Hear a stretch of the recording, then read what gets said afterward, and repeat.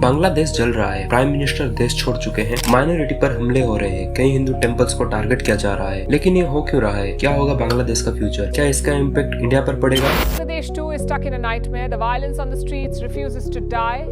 Bangladesh, hundreds of people protested in Bangladesh's capital against violence targeting minority Hindus in the country. Nation grappling with a violent, which has seen orgy of violence sweeping through Bangladesh.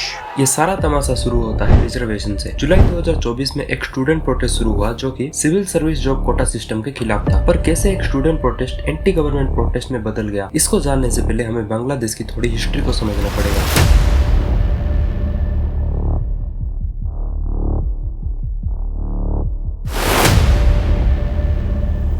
Bangladesh को पाकिस्तान से आजादी मिली 26 March 1971 में in the help of Indian army. आजाद बांग्लादेश के पहले prime minister बने शेख मुजीबुर रहमान, जो अवामी league के लीडर थे। बांग्लादेश को आजादी देने में कई सारे फ्रीडम फाइटर्स शामिल थे और कई सारे वुमेन को उस वक्त बहुत दर्द सहना पड़ा था। इसको नजर में रखते हुए इंडिपेंडेंस के बाद सिविल सर्विस कोटा सिस्टम लाया गया, जहाँ पर पहले 80% जॉब रिजर्व रहता था फ्रीडम फाइटर्स, वुमेन्स और देश के गरीब स्टेट लोगों के लिए, और सिर्फ 20% मेरिट बेस होता था। 1996 में रिजर्वेशन को 80% से कम करके 45% कर दिया गया और 55% जॉब को मेरिट के लिए छोड़ दिया गया। ये 2018 तक 44% रिजर्वेशन था। इन 44% में से भी 30% फ्रीडम फाइटर्स, उनके चिल्ड्रंस और ग्रैंड चिल्ड्रंस के लिए था और 56% मेरिट बेस्ड सिस्टम था। लेकिन मास स्टूडेंट प्रोटेस्ट के कारण ये कोटा सिस्टम को 2018 में ही यहीं पर रोक दिया गया। लेकिन 2021 में कुछ स्टूडेंट ने हाई कोर्ट में पिटीशन फाइल कर दिए वो 30% फ्रीडम फाइटर कोटा सिस्टम को वापस लाने के लिए, और ठीक 5 जून 2024 को सुप्रीम कोर्ट ने 30% कोटा सिस्टम को फिर से रिस्टैब्लिश कर दिया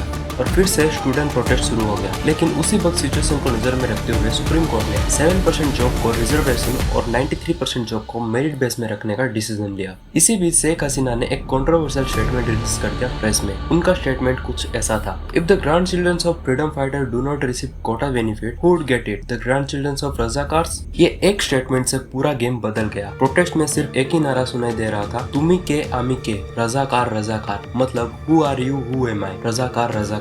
1971 के लिबरेशन वॉर में पाकिस्तान को बांग्लादेश के कुछ लोगों ने मदद किया था, जिसको रजाकार बोलते थे, इसीलिए रजाकार वर्ड को बांग्लादेश में देशद्रोही मानते हैं। इस प्रोटेस्ट में करीब 300 लोगों की मौत हो गई और कई हजारों लोग घायल हो गए, और शेख हसीना का ये स्टेटमेंट प्रोटेस्ट में पेट्रोल की तरह काम करने लगा। इसी कंट्रोवर्शियल स्टेटमेंट से एक student protest anti government protest में बदल गया। प्रोटेस्टर्स ने शेख हसीना को गद्दी छोड़ने पर इतना मजबूर कर दिया, जिस वजह से उन्हें अपना खुद का देश को छोड़ना पड़ा। शेख हसीना के रेजिग्नेशन के बाद कुछ टाइम के लिए मिलिट्री कूल लग गया और अभी interim government Bangladesh nationalist party, जो कि ओपोजिशन पार्टी के तौर पर मोहम्मद यूनुस को अपॉइंट किया गया। शेख हसीना की सरकार गिरते ही प्रोटेस्टर्स ने माइनॉरिटी को टारगेट करना शुरू कर दिया, क्योंकि वो लोग हसीना की सरकार अवामी लीग को सपोर्ट करते थे। एक रिपोर्ट के मुताबिक 52 डिस्ट्रिक्ट में लगभग 205 इंसिडेंट दर्ज किए गए, जहाँ पर माइनॉरिटी पर हमले हुए। कई सारे हिंदू घरों को जला दिया गया, उनके बिजनेस को तबाह कर दिया गया, मंदिरों पर हमले किए गए। हिंदूज, जो बांग्लादेश के आबादी का 8% हिस्सा है, वो अब डर से कांप रहा है। लोग घर से बाहर नहीं निकल रहे हैं। कुछ लोग अपने घर को छोड़कर दूसरों के घर सिर्फ अपनी परिवार की जान बचाने के लिए रह रहे हैं। कई सारे हिंदूस इंडिया में इनलीगल तरीके से घुस रहे हैं सिर्फ अपनी जान बचाने के लिए। Impact on India and economic. Bangladesh को टेक्सटाइल का हब माना जाता है। कई सारे बड़े बड़े ब्रांड्स जैसे कि जारा, H&M कुछ हद तक कपड़े यहीं से इंपोर्ट करते हैं। इंडिया हर साल 1.8 बिलियन का इंपोर्ट करता है बांग्लादेश से, जिसमें readymade garments, textile, agriculture product, leather जैसे प्रोडक्ट शामिल है। और हम बांग्लादेश को 11.1 बिलियन सालाना एक्सपोर्ट करते हैं, जिसमें 24% बांग्लादेश का कॉटन सिर्फ इंडिया एक्सपोर्ट करता है। इंडियन इकोनॉमिक पर इसका इफेक्ट कुछ खास नहीं दिखेगा, क्योंकि हम इतने भी डिपेंडेंट नहीं है बांग्लादेश के ऊपर। बांग्लादेश का फ्यूचर क्या होने वाला है ये तो हमें नहीं पता, लेकिन हम इनके गलती से सीख के खुद को इन जैसी सिचुएशन से बचा सकते हैं। आपको भी ग्लोबल पॉलिटिक्स और करंट अफेयर से रिलेटेड वीडियो देखना पसंद है तो चैनल को सब्सक्राइब और बेल आइकन को ऑल पे सेट कर दीजिए, ताकि न्यू वीडियो आपसे मिस ना हो। Thank you for watching. Take care.